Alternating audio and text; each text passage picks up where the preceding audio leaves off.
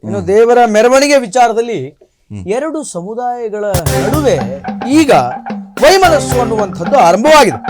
ಸರ್ವಾಣಿಯರು ಹಾಗೂ ದಲಿತರ ನಡುವೆ ವೈಮನಸ್ಸು ಚಿಕ್ಕಬಳ್ಳಾಪುರದಲ್ಲಿ ನಡೆದಿದೆ. ಚಿಕ್ಕಬಳ್ಳಾಪುರ ಜಿಲ್ಲೆಯ ಆನೆಮಗುಡು ಕೊತ್ತೂರು ಗ್ರಾಮದಲ್ಲಿ ಘಟನೆ ಅನ್ನುವಂಥದ್ದು ನಡೆದಿದೆ.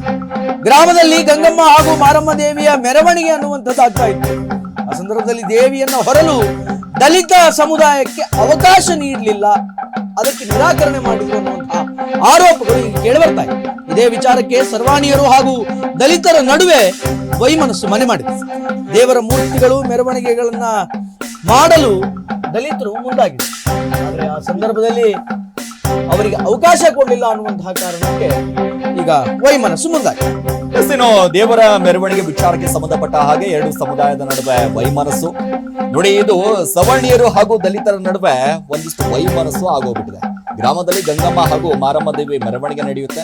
ಅದೇ ಸಂದರ್ಭಕ್ಕೆ ಸಂಬಂಧಪಟ್ಟ ಹಾಗೆ ಗಮನಿಸ್ತಾ ಹೋದ್ರೆ ನೋಡಿ, ಇಲ್ಲಿ ಏನಾಗೋಗ್ಬಿಟ್ಟಿದೆ ಅಂತಂದ್ರೆ ದೇವರ ಮೂರ್ತಿಗಳು ಹಾಗೂ ಮೆರವಣಿಗೆ ಮಾಡಲು ಒಂದಿಷ್ಟು ದಲಿತರು ಮುಂದಾಗ್ತಾರೆ.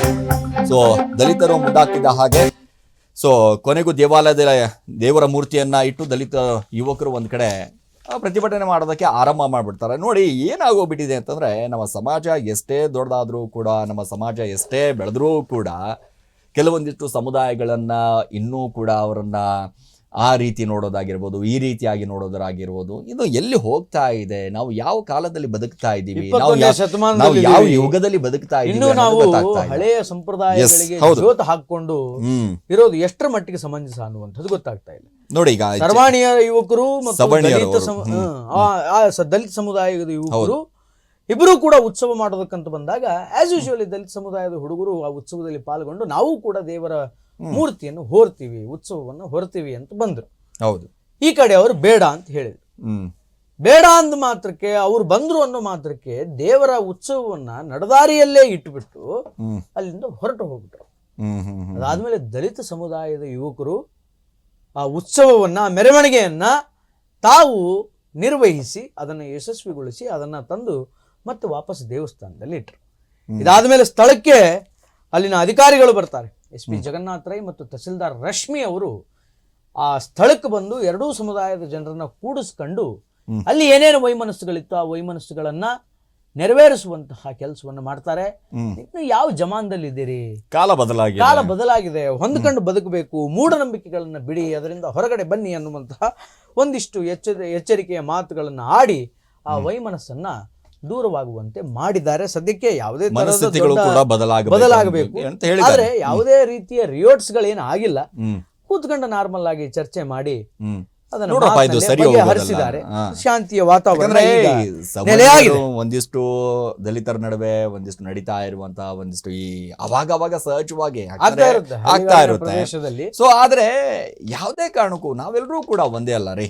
ಅವರಾದ್ರೇನು ನಾವಾದ್ರೇನು ಎಲ್ಲರೂ ಕೂಡ ಒಂದೇ ಅಲ್ವಾ? ಅದು ಹಳೆ ಕಾಲದಲ್ಲಿತ್ತು, ಅವ್ರು ಹಂಗೆ ಇವ್ರು ಹಿಂಗೆ, ಅವ್ರು ಅದನ್ನೇ ಮಾಡಬೇಕು, ಇವ್ರು ಇದನ್ನೇ ಪಾಲಿಸ್ಬೇಕು, ಇದನ್ನು ಇವರೇ ಮಾಡಬೇಕು ಅನ್ನುವಂಥ ಲೆಕ್ಕಾಚಾರ ಬದಲಾಗಿದೆ. ಕಾಲವು ಕೂಡ ಬದಲಾಗಿದೆ, ಸಾಕಷ್ಟು ತಂತ್ರಜ್ಞಾನ ಬದಲಾಗ್ತಾ ಇದೆ, ಬಹಳಷ್ಟು ಬೆಳಿಬೇಕು, ಎಲ್ಲರೂ ಕೂಡ ಒಳ್ಳೆ ಹುದ್ದೆಗಳನ್ನು ಮಾಡಬೇಕು, ಎಲ್ಲರೂ ಕೂಡ ಒಳ್ಳೆಯವರು ಆಗಬೇಕು ಅನ್ನುವಂಥ. ಆದರೆ ಕೆಲವೊಂದಿಷ್ಟು ಈ ಮಾತುಗಳಿಂದ, ಕೆಲವೊಂದಿಷ್ಟು ಈ ಇದರಿಂದ ಹಿಂಗಾಗ್ಬಿಡುತ್ತೆ ಅಂತ ಇಡೀ ಗ್ರಾಮನೇ ಒಂದು ರೀತಿಯಾದಂಥ ದ್ವೇಷ, ಯಾರೋ ಒಬ್ರು ಇಬ್ರು ಮಾಡೋದ್ರಿಂದ ಕಿಡಿಗೇಡಿಗಳಿಂದ ಇಡೀ ಸಮುದಾಯಕ್ಕೆ ಕೆಟ್ಟ ಹೆಸರು, ಇಡೀ ಊರಿಗೆ ಕೆಟ್ಟ ಹೆಸರು ಬಂದ್ಬಿಡುತ್ತೆ, ಎಲ್ಲರ ನೆಮ್ಮದಿ ಹಾಳಾಗಿಬಿಡುತ್ತೆ. ಒಬ್ರು ಮಾಡೋದ್ರಿಂದ ಅವರ ಸಮುದಾಯ ಒಂದ್ ಕಡೆ ಹೊಡೆತಕ್ಕೆ ಒಳಗಾಗುತ್ತೆ, ಇನ್ನೊಂದ್ ಕಡೆ ಮತ್ತೊಂದು ಸಮುದಾಯ ಮತ್ತೊಂದು ನೋವಿಗೆ ಹೊಡೆತ ಉಂಟಾಗುತ್ತೆ. ಅದರಿಂದ ಅದನ್ನೆಲ್ಲ ಮಾಡೋದಕ್ಕೆ ಹೋಗಬೇಡಿ. ಇವತ್ತು ಸಮಾಜ ಬಹಳ ಮುಂದುವರೆದಿದೆ. ಸಂವಿಧಾನಿಕ ಜಗತ್ತಲ್ಲಿ ಡಾಕ್ಟರ್ ಬಾಬಾ ಸಾಹೇಬ್ ಅಂಬೇಡ್ಕರ್ ಕೊಟ್ಟಂತಹ ಸಂವಿಧಾನದ ಅಡಿಯಲ್ಲಿ ಇವತ್ತು ನಮ್ಮ ದೇಶ ಸಾಗ್ತಾ ಇದೆ. ಹೌದು. ಅಂತ ಸಂವಿಧಾನಕ್ಕೆ ಗೌರವಿಸಿ, ಅಂತ ಕಾನ್ಸ್ಟಿಟ್ಯೂಷನ್ ಗೌರವ ಕೊಡಿ. ಸಂವಿಧಾನ ಏನು ಹೇಳುತ್ತೆ ಅದನ್ನ ನಾವು ಆಚರಿಸ್ಕೊಂಡು ಎಲ್ಲರಂತೆ ಎಲ್ಲರೊಳಗೆ ಎಲ್ಲರಾಗಿದ್ಕೊಂಡು ಬದುಕಿದಾಗ ಸಮಾಜ ಉತ್ತಮ ಬೆಳವಣಿಗೆಯನ್ನು ಕಾಣುತ್ತೆ, ದೇಶ ಉತ್ತಮ ಬೆಳವಣಿಗೆಯನ್ನು ಕಾಣುತ್ತೆ. ಈ ಥರದ ಜಾಗೃತಿ ಕೆಲಸವನ್ನು ಪ್ರತಿಯೊಂದು ಹಳ್ಳಿ ಪ್ರದೇಶಗಳಲ್ಲಿಯೂ ಕೂಡ ಇವತ್ತೇನು ಈ ಊರಿನ SP ಮತ್ತು ತಹಸೀಲ್ದಾರ್ ಮಾಡಿದ್ರಲ್ಲ ಹಂಗೆ ಮಾಡಬೇಕು. ಸರ್ಕಾರ ಇದಕ್ಕೊಂದು ಕ್ರಮ ತೆಗೆದುಕೊಳ್ಬೇಕಪ್ಪ. ಹೌದು, ಇದ್ರ ಬಗ್ಗೆ ಜಾಗೃತಿ ಮೂಡಿಸುವಂತಹ ಕೆಲಸ. ಚಿಕ್ಕಬಳ್ಳಾಪುರದ ಆನೆಮಡುಗು ಕುತ್ತೂರು ಗ್ರಾಮದಲ್ಲಿ ನಡೆದಿರುವಂತಹ ಒಂದು ಘಟನೆ. ಇದಕ್ಕೆ ಸಂಬಂಧಪಟ್ಟ ಹಾಗೆ ಅಲ್ಲಿರುವಂತಹ ಅಧಿಕಾರಿಗಳು ಎಲ್ಲರೂ ಕೂಡ ಬಂದು ಭೇಟಿಯಾಗಿದ್ದಾರೆ, ಎಲ್ಲರೂ ಕೂಡ ಮನವೊಲಿಸುವಂತ ಪ್ರಯತ್ನವನ್ನ ಮಾಡಿದ್ದಾರೆ, ಯಾವುದೇ ಕಾರಣಕ್ಕೂ ಅನ್ನುವಂಥದ್ದು. ಸೊ ಅಲ್ಲಿ ಯುವಕರು ಕೂಡ ಒಂದಿಷ್ಟು ಮಾತಾಡಿದ್ದಾರೆ, ಏನು ಹೇಳಿದ್ದಾರೆ ಬನ್ನಿ ನೋಡೋಣ. ನಾನು ಏಕಪತ್ತೂರು ಗ್ರಾಮಸ್ಥನ ಯುವ ಮುಖಂಡ ಮತ್ತು ದಲಿತ ನಾಯಕನಾಗಿದ್ದು ಬೆಳಿಗ್ಗೆಯಿಂದ ಒಂದು 10 ಗಂಟೆಯಿಂದ ದೇವರ ಮೆರವಣಿಗೆ ನಡೀತಾ ಇತ್ತು.